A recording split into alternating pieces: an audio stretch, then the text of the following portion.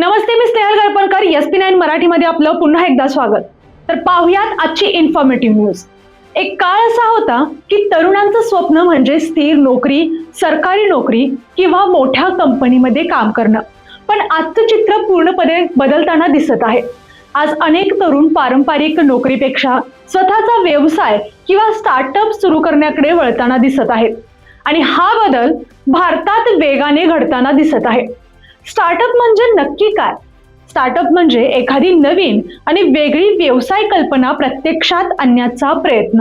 आज अनेक तरुण तंत्रज्ञान, डिजिटल सेवा, फूड बिझनेस, ऑनलाईन प्लॅटफॉर्म्स अशा विविध क्षेत्रांमध्ये स्टार्टअप सुरू करताना आपल्याला दिसत आहेत. स्टार्टअप इंडिया सारख्या उपक्रमांमुळे तरुणांना नवे उद्योग सुरू करण्यासाठी प्रोत्साहन मिळत आहे. आजची तरुणाई फक्त नोकरी करणं नाही, तर नोकरी निर्माण करणं पसंत करत आहे.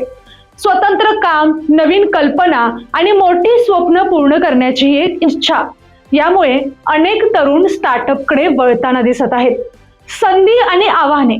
मात्र स्टार्टअपचा प्रवास सोपा नाही.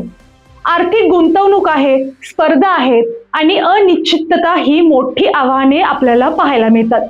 पण जिद्द, मेहनत आणि योग्य कल्पना असेल तर स्टार्टअप मोठ्या यशातही बदलू शकतो.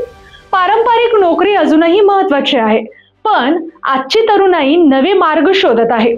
कारण आजच्या काळात कल्पकता, धाडस आणि नवकल्पना याच भविष्यातील यशाची गुरुकिल्ली ठरत आहे. तर अशाच इन्फॉर्मेटिव्ह न्यूजसाठी पाहत रहा SP9 Marathi. Your time, your news.